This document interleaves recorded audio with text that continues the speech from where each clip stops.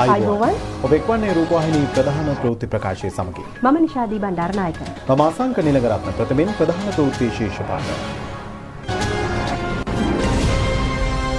අද මධ්‍යම රාත්‍රී 12 සිට ලබන 31 වෙනිදා මධ්‍යම රාත්‍රී 12 දක්වා නුවරඑළිය පරිපාලන දිස්ත්‍රික්කයේ ඇඳරි නීතිය දුෂ්කරතා මධ්‍යයේ වද පළමුව ජනතාව යන ප්‍රතිපත්තිය අත් නොහරින බව ජනපති පවසයි. කඳුකර ජනතාවගේ සෝසුසුම් මැද අමාත්‍ය තොණ්ඩමාන් මහතාගේ දේහය නුවරඑළියට. කොරෝනා වසංගතය පාලනය කිරීමට ශ්‍රී ලංකාව සමත් වූයේ නිසි වේලාවට පියවරගත් නිසා බව ඉන්දියා අගමැති අවධාරණය කරයි.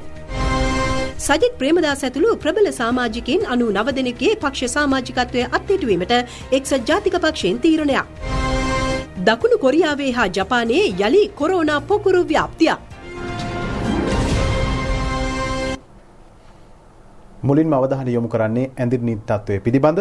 හෙට නුවරඑළිය දිස්ත්‍රික්කයේ තුල දවස පුරා ඇඳිරි නීතිය ක්‍රියාත්මක බව ජනාධිපති මාධ්‍යංශය පවසනවා. ඊයේ නිවේදනය කළ පරිදි අනිද්දා දිවයිනේ සියලු දිස්ත්‍රික්කවල දවස පුරා ඇඳිරි නීතිය බලපැවැත්වෙනවා. ජූලි 1 වෙනි සඳුදා සිට ඇඳිරි නීතිය ක්‍රියාත්මක කරන ආකාරය පිළිබඳව ඊයේ නිවේදනයේ සඳහන් නියමයන් නොවෙනස්ව පවතින බව ජනාධිපති මාධ්‍යංශය අද රාත්‍රියේ නිකුත් කළ නිවේදනයේ සඳහන්.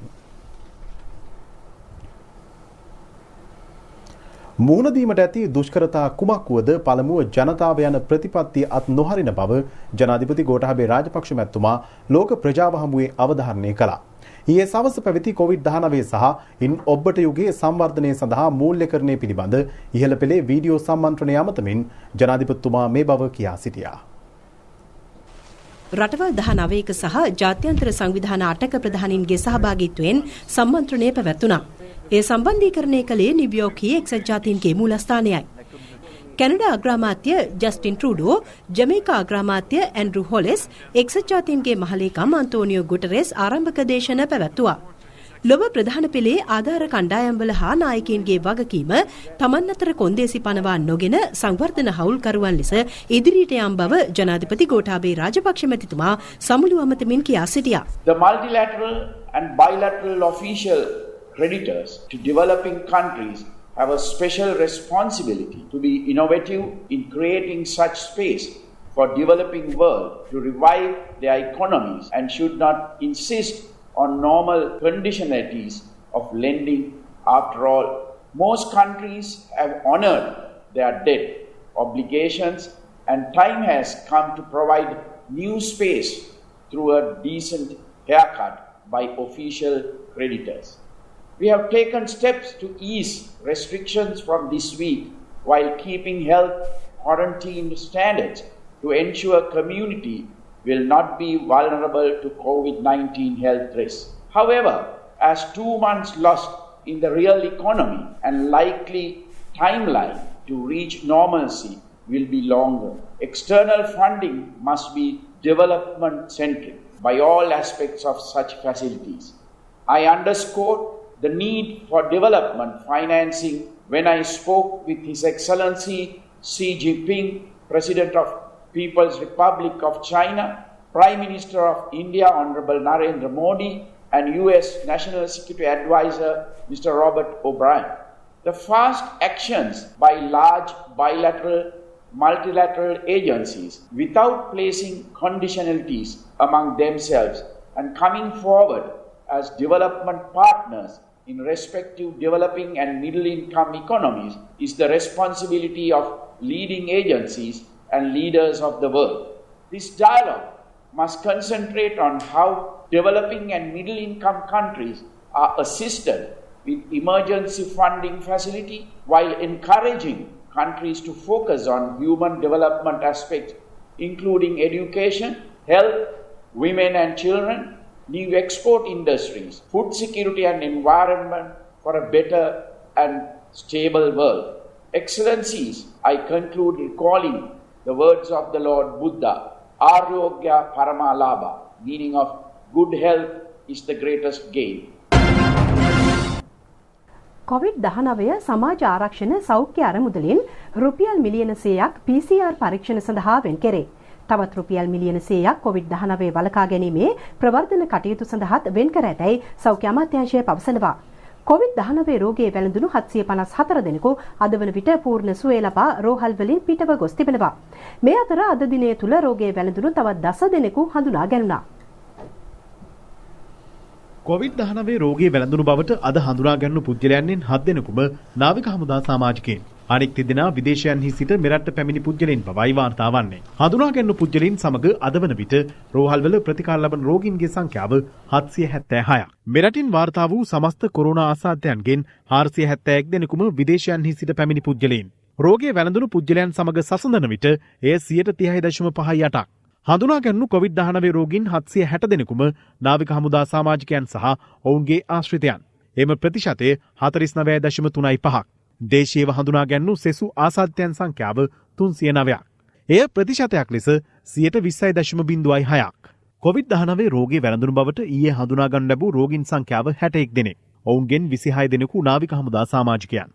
තවත් 17 දෙනෙකු වාර්තා වී ඇත්තේ ඩුබායි සිට මෙරට පැමිණි පුද්ගලයන්ගෙන්. ඉතිරි 18 දෙනා කුවේට් රාජ්‍යයේ සිට පැමිණි අය. ඊයේ දිනේ PCR පරීක්ෂණ 1713ක් කරනු ලැබුවා. ඒ වගේම ඊයේ දිනේ මේ PCR පරීක්ෂණ 1713න් සමාජයේ අරගෙන තියෙනවා 370ක්. ඒ වගේම නිරෝධායන මධ්‍යස්ථානවල 282ක් සහ දිවයිනේ විවිධ ප්‍රදේශවල රෝහල් වලින් 874ක් පරීක්ෂණ පවත්වලා තියෙනවා. ඒ වගේම අතිගරු ජනාධිපතිතුමා විසින් ඇති කරනු ලැබූ COVID-19 පිළිබඳ සමාජ ආරක්ෂණ සෞඛ්‍ය අරමුදල රැස් වී ඒ අරමුදලෙන් දැනට මිලියන 100ක් PCR පරීක්ෂණ සඳහා යෙදවීමටත් ඒ වගේම අදට තා වැදගත් වන මේ COVID-19 වළකා ගැනීමේ තත්ත්වය දිගින් දිගටම ජනතාව තුළ ඒ මතය පවත්වා ගැනීම සඳහා අවශ්‍ය කරන ප්‍රවර්ධන කටයුතු සඳහා තවත් රුපියල් මිලියන 100ක් වශයෙන් යෙදවීමට තීරණය කරනු ලැබුවා. මෙරටට පැමිණීමට නොහැකිව බෙලරුස් රාජ්‍යයේ රැඳී සිටි පිරිසක් ඊයේ මධ්‍යම රාත්‍රියේ මෙරටට පැමිණ තිබෙනවා. ඒ ශ්‍රී ලංකන් ගුවන් සේවයට අයත් යානයකින් පැමිණි පිරිසට 277 දෙනෙකු අයත්. මේ අතර අද අලුයමද තවත් ගුවන් යානයක් මෙරටට පැමිණියා. ඒ ජපානයේ සිටයි. ඔවුන් මෙරට සේවය කරන ජපන් ජාතිකයන්. සියලු දෙනාම විෂ බීජාණුහරණ ක්‍රියාවලියකින් අනතුරුව නිරෝධායන මධ්‍යස්ථාන වෙත යොමු කෙරුණා. කටුනායක ජාත්‍යන්තර ගුවන්තොටුපළේ ආවේක්ෂණ කටයුතු පුළුල් කිරීමට තීරණය කර ඇතැයි සෞඛ්‍ය අමාත්‍යාංශය පවසනවා. එතෙර සිට පැමිණෙන ශ්‍රී ලාංකිකයන් අතර COVID-19 රෝගීන් වාර්තා වීම ඊට හේතුවයි. පවිත්‍රා වන්‍යාරච්චි සහ ප්‍රසන්න රන්තුංග යන අමාත්‍යවරුන් ගුවන්තොටුපළේ ඊයේ නිරීක්ෂණ චාරිකාවක නිරත වුණා. ජූලි මාසයේ අග දක්වා පිටරට සේවය කරන ශ්‍රී ලාංකිකයින් ලංකාවට ගෙනීමටත් අගෝස්තු 1 වෙනිදා ඉඳන් මේ ගුවන්තොටුපළ සංචාරකයන් විදේශිකයන්ට විවෘත කරන්නත් එතෙන්දි සාකච්ඡා වුණා. යම් මගියෙක් රෝගියෙක් විදියට ගුවන්තොටුපළට පැමුණුණා. ඒ අයගෙන් අනික් අයට රෝගය බෝවීම වැළැක්වීම සඳහා ගත හැකි සියලුම ක්‍රියාමාර්ග මේ ගුවන්තොටුපළේ රැගෙන තියෙනවා. ඉදිරියේදී විදේශ ශ්‍රමිකයන් මත්තල ගුවන්තොටුපළ ඔස්සේ වැඩි වශයෙන් විදේශගත කිරීමට පියවර ගන්නා බව විදේශ සේවා නියුක්ති කාර්යාංශය පවසනවා. දකුණු කොරියාවේ සිට නිවාඩු ලබා මෙරටට පැමිණි පිරිසක් පසුගියදා එරටට පිටත් කෙරුණා. එහිදී ඔවුන් නිරෝධායන කාල සීමාවකට යටත් කෙරුණු ඇති. ඊට අවශ්‍ය පහසුකම් සැපයීමට කොරියානු මානව සම්පත් සංවර්ධන ආයතනය පියවරගෙන තිබෙනවා. පිටත්ව ගිය කණ්ඩායමට 160 දෙනෙකු ඇතුළත්. විදේශ ශ්‍රමිකයන් ඒ සියලු දෙනාම මත්තල ගුවන්තොටුපළ හරහා විදේශගත කරවන්නට ඒකාබද්ධ සැලැස්මක් විදේශ සේවා නියුක්ති කාර්යාංශයත් ගුවන්තොටුපළ හා ගුවන් සේවා සමාගමත් එක්ව බොහොම ඉක්මනින් සැලසුම් කරලා තියෙනවා. කොළඹ පදික වෙළඳුන්ට සෞඛ්‍ය ආරක්ෂිතව වෙළඳාම් කිරීමට අවසර ලබා දී තිබෙනවා. එහි ආරම්භක පියවර අද ක්‍රියාත්මක කෙරුණේ කොළඹ 5 වෙනි හරස්වේදියේදී. ජංගම වෙළඳ රථ සඳහා අවසර ලබා දීමද අද සිදු කෙරුණා. ඒ කොළඹ විහාර මහදේවී උද්‍යානයේදී. මෙහිදී ආරක්ෂක ඇඳුම් කට්ටල බෙදා දීමද සිදු කෙරුණා. ස්වයං රැකියාවලින් තම ජීවිකාව ගත කරපු 5000ක පමණ පිරිසකට තම වෘත්තීන්වල යලි නිරත වීමට හැකි වාතාවරණයක් සෞඛ්‍යයන් සමග සාකච්ඡා කරලා එයාගේ උපදෙස් පරිදි සකස් කරන ලෙස ආර්ථික පුනර්ජීවනය හා දරිද්‍රතාවය තුරන් කිරීම පිළිබඳ ජනාධිපති කාර්යසාධක බලකායේ සභාපති ගරු බසිල් රාජපක්ෂ මැතිතුමා විසින් ලබා දීලා තිනවා. ඒ අනුව එදිනෙදා ස්වයං රැකියාවල නිරත වෙමින් භාණ්ඩ අලෙවි කරපු පිරිස කැඳවලා එයාට සෞඛ්‍ය උපදෙස් ලබා දීම මේ ප්‍රදේශයේ සෞඛ්‍ය වෛද්‍ය නිලධාරීතුමන්ලාගේ උපදෙස් පරිදි මහජන සෞඛ්‍ය පරිෂදතුමන්ලා විසින් සිදු කරනු ලැබුවා. COVID-19 වසංගතය පාලනය කිරීමට ශ්‍රී ලංකාව සමත් වූයේ නිසි වේලාවට නිසි පියවර ගැනීම නිසා බව ඉන්දියා අග්‍රාමාත්‍ය නරේන්ද්‍ර මෝදි මහතා පවසනවා.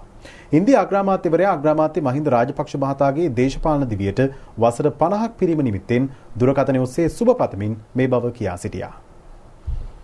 දෙරටේ අග්‍රාමාත්‍යවරුන් අතර පැය භාගයක පමණ කාලයක් දුරකථන සංවාදයේ පැවති අතර COVID-19 වසංගතය පාලනය කිරීමට හැකියවීම සම්බන්ධයෙන් ඉන්දියා අග්‍රාමාත්‍යවරයාට සුබ පැතුම් එක් කළා.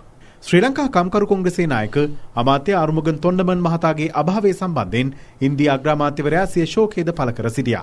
සාක් සමාජික රටවල සහභාගීත්වය ඇතිව COVID-19 අරමුදල පිහිටුවීමට පුරෝගාමී වීම සම්බන්ධයෙන් ඉන්දියා අග්‍රාමාත්‍යවරයාට අග්‍රාමාත්‍ය මහින්ද රාජපක්ෂ මහතා සිය ප්‍රශංසාව පළ කළා.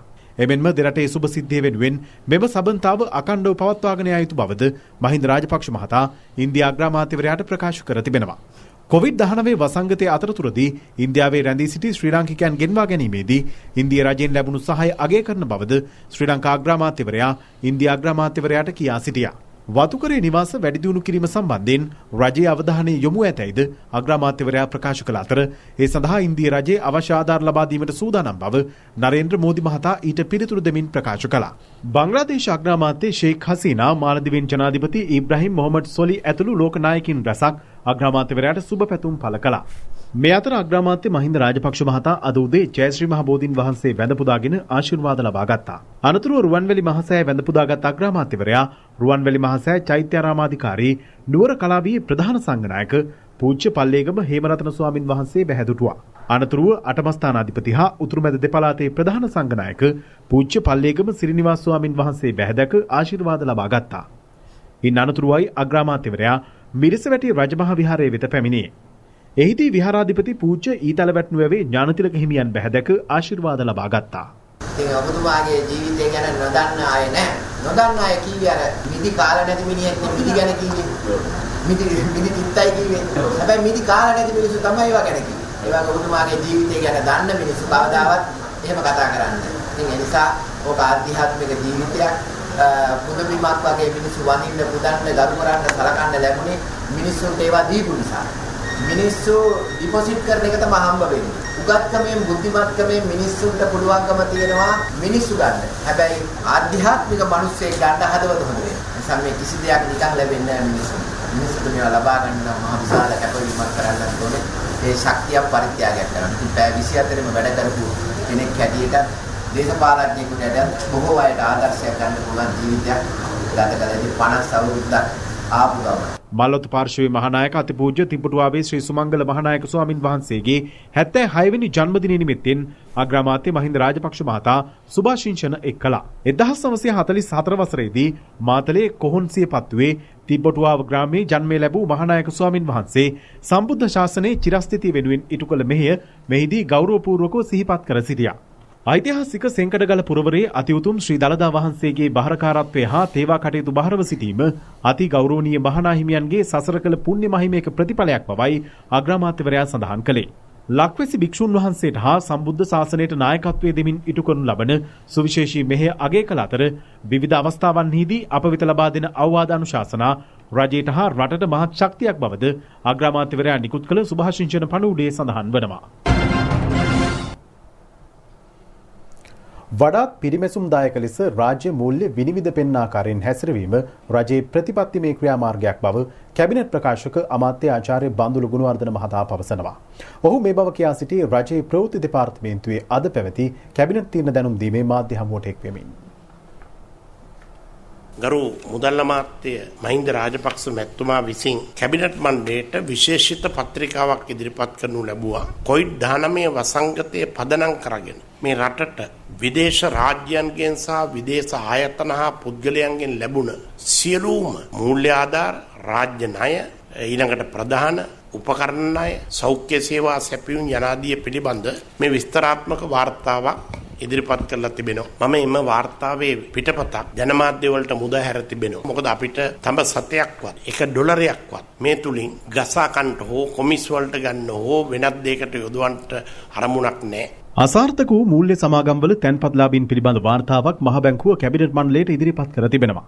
එම තැන්පත්කරුවන් සඳහා කඩිනමින් ගෙවිය හැකි මුදල් ප්‍රමාණය ගෙවීමට පියවර ගන්නයි ජනාධිපතිතුමා උපදෙස් දෙනු ලැබුවා. අධිකරණයේ පවතින නඩු පාර්ශවකරුවන් සමග සාකච්ඡා කොට निराකරණය කිරීමෙන් පසු තැන්පත්කරුවන්ට සහන සැලසීමට ගත හැකි සෑම පියවරක්ම ගන්නා ලෙසයි ජනාධිපතිතුමා උපදෙස් දී ඇත්තේ. අලුත්කඩේ මහේස්ත්‍රාත් අධිකරණ සංකීර්ණයට නව ගොඩනැගිලි සංකීර්ණයක් ඉදිකිරීම සඳහා කැබිනට් අනුමැතිය හිමිව තිබෙනවා. ඒ සඳහා චීනෙන් රුපියල් මිලියන 1825ක ප්‍රදානයක් ලැබෙනු ඇති. හිටපු අග්‍රාමාත්‍ය රනිල් වික්‍රමසිංහ මහතා සිදු කළ ප්‍රකාශයකටද අමාත්‍යවරයා පිළිතුරු ලබා දුන්නා.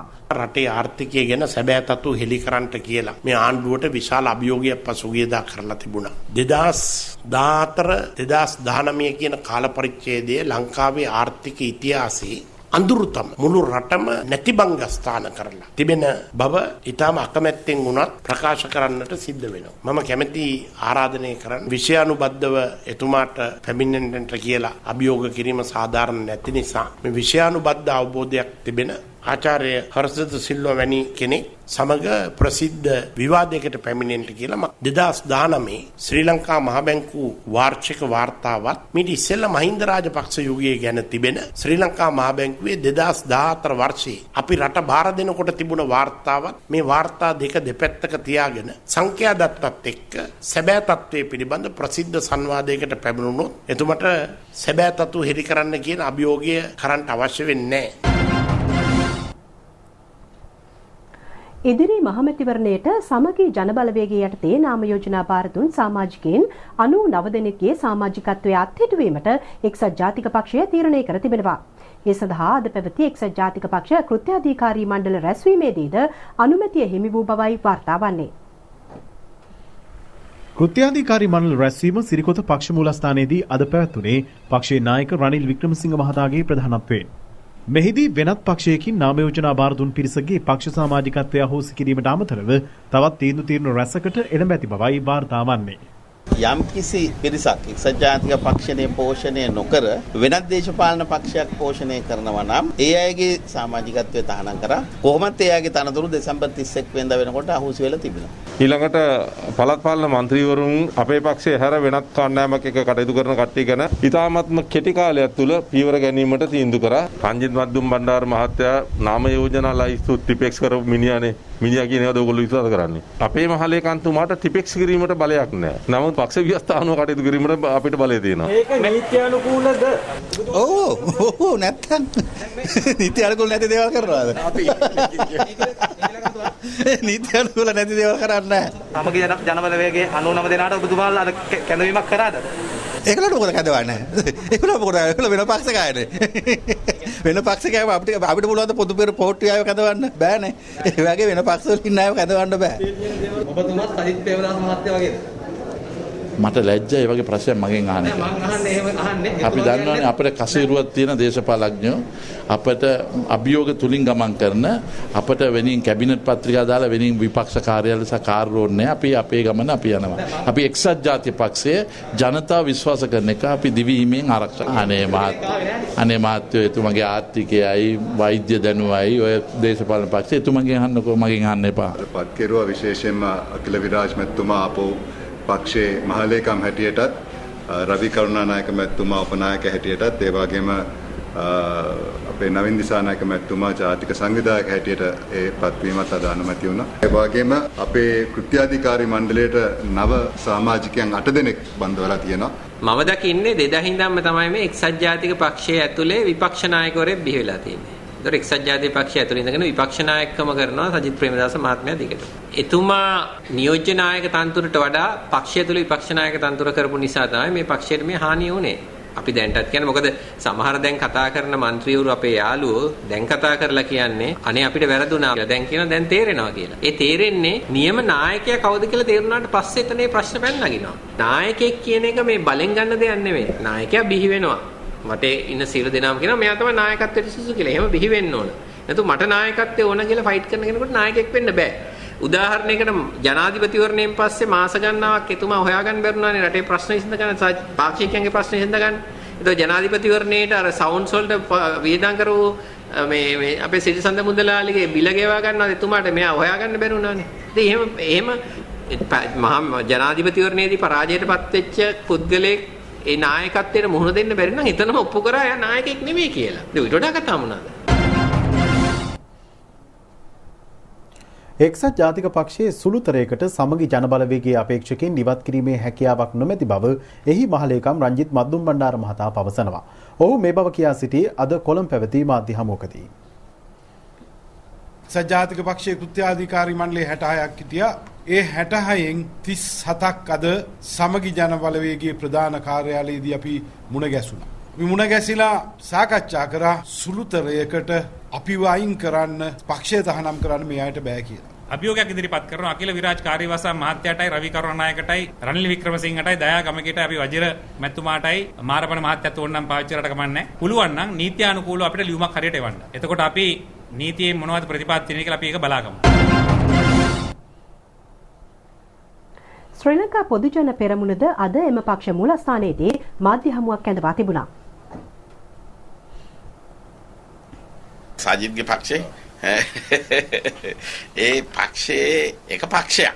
ඒක ලියාපදිංචි කරපු පක්ෂයක්. ඒක ලියාපදිංචි කරපු සන්දානයක් නෙවෙයි. එක්සත් ජාතික පක්ෂයෙන් ඉවත් වෙච්ච නව පක්ෂයක්. මේක නෑ අපි පක්ෂයෙන් අවසර අරගෙන මේක හැදුවේ සමගි බලවේගය අරේ මේ කියලා කිව්වට නීතිය ඉදිරියේ කොහෙවත් එහෙම එකක් නෑ. ඕනම පක්ෂයක කෙනෙකුට වෙනත් පක්ෂයක සමාජිකයෙක් වෙන්න බෑ. උසාවිය බාරගන්නේ කෘත්‍යාධිකාරී සභාවේ වාර්තාවේ මොනවද තියෙන්නේ කියලා. ඒක අකිලෙන් ලියන්නේ. ඒ නිසා අනිවාර්යයෙන්ම සමගි බලවේගයේ එළියේ එක්සත් ජාතික පක්ෂයේ ඇතුලේ මේ මැතිවරණ මේ විදිහට ගියොත් ආයේ විපක්ෂයේ එක්සත් ජාතික පක්ෂේ නැහැ. හැමතිස්සෙම ලොකු චන්ද්‍ර ප්‍රමාණයක් අධිය තියාගෙන පක්ෂයක්. මහා පක්ෂයක්. 130ක් 35ක් අධිය තියාගෙන මිනිස්සුයක්. අද මේක බහිනවා ලක්ෂ 10ට 15ට. අද කෑ ගහන අරුණ කුමාර දිසාන මන්තුමාලා 10ක් 15ක් කිරු මන්දිදුර එක දෙකට එනකොට මේ මැතිවරණදී හොදලා යනවා.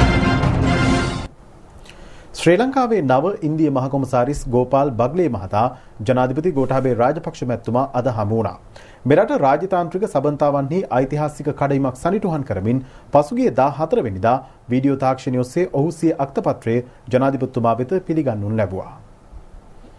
දීපාර්ශික සබඳතා තවදුරටත් ශක්තිමත් කර ගැනීම සඳහා වන දෙරටේ කැපවීම ජනාධිපතිතුමා ඉන්දියානු නව මහකොමසාරිස්වරයා වෙත මෙහිදී නැවත තහවුරු කරනු ලැබුවා. ඉන්දියා අග්‍රාමාත්‍යවරයා සමග දුරකථනයෙන් කළ සුහද සාකච්ඡාව සිහිපත් කළ ජනාධිපතිතුමා දුෂ්කර අවස්ථාවේදී ශ්‍රී ලංකාවට දුන් නොමසුරු සහාය පිළිබඳ ඉන්දිය රජයට සිය ස්තුතිය පුද කළා. ඉන්දියා අග්‍රාමාත්‍යවරයාගේ සුබ පැතුම් ජනාධිපතිතුමා වෙත පිළිගන්නු කොමසාරිස්වරයා COVID-19 වසංගතයට එරෙහි සාර්ථක සටනට රාජපක්ෂ මැතිතුමා ලබා දෙන නිවැරදි නායකත්වයේ අගය කළ අතර අභියෝග ජය ගැනීමට කලාපයේ රටවල් අතර සහයෝගිතාව තවදුරටත් ශක්තිමත් කළ යුතු බවයි මෙහිදී අවධාරණය කෙරුණේ. දෙරටේ සුබසිද්ධිය වෙනුවෙන් එකඟ වී ඇති ව්‍යාපෘති ක්‍රියාවට නැංවීම කඩිනම් කිරීමේ අවශ්‍යතාව මෙහිදී අවධාරණය කෙරුණා.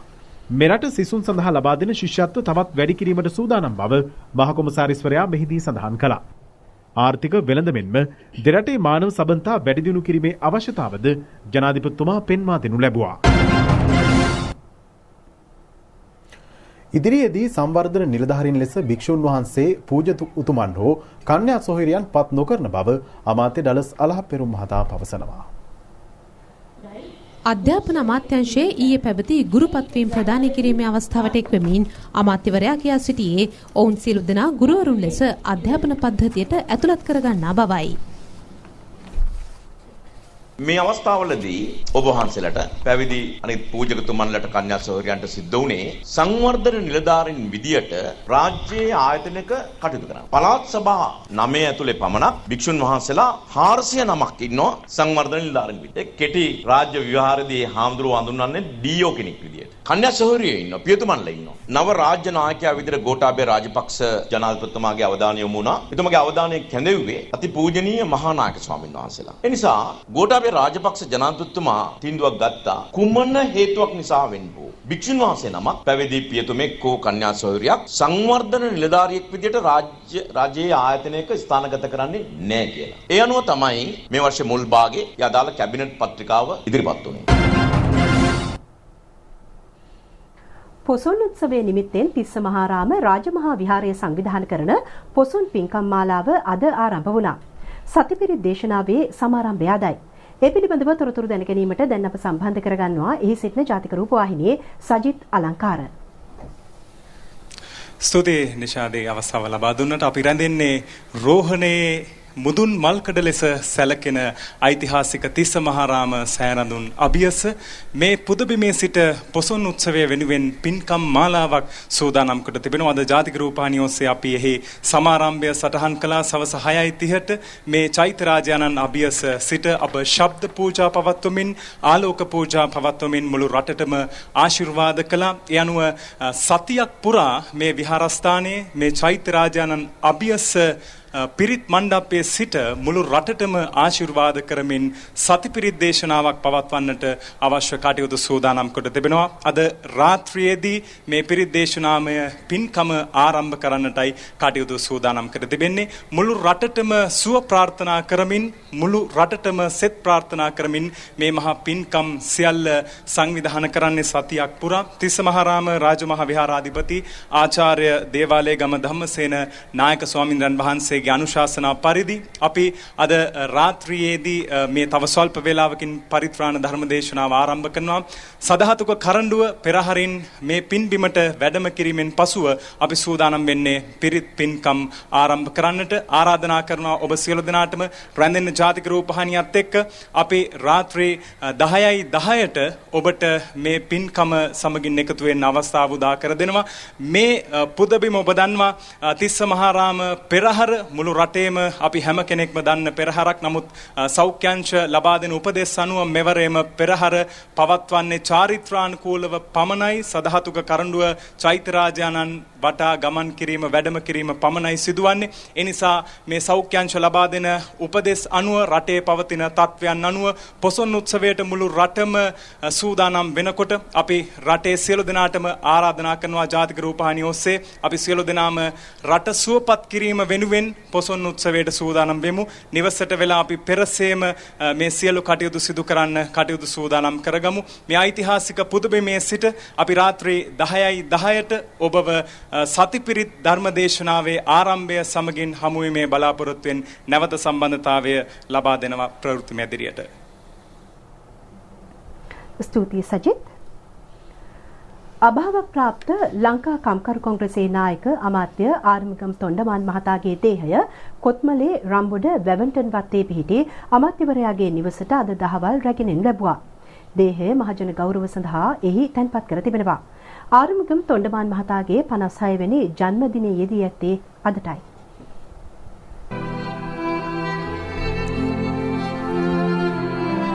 අභාව ප්‍රාප්ත අමාත්‍ය තොණ්ඩමන් මහතාගේ දේහය කොල්ලුපිටියේ පිහිටි ලංකා කම්කරු කොංග්‍රස් කාර්යාල පරිශ්‍රයේ ඊයේ තැන්පත් කර තිබුණා.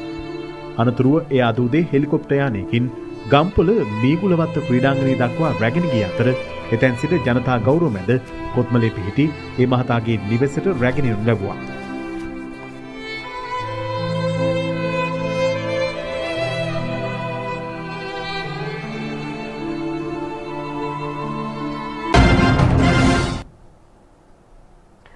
ඉටුකම COVID-19 සෞඛ්‍ය හා සමාජ ආරක්ෂණ අරමුදලේ ශේෂය රුපියල් මිලියන 1213 ඉක්මවා තිබෙනවා.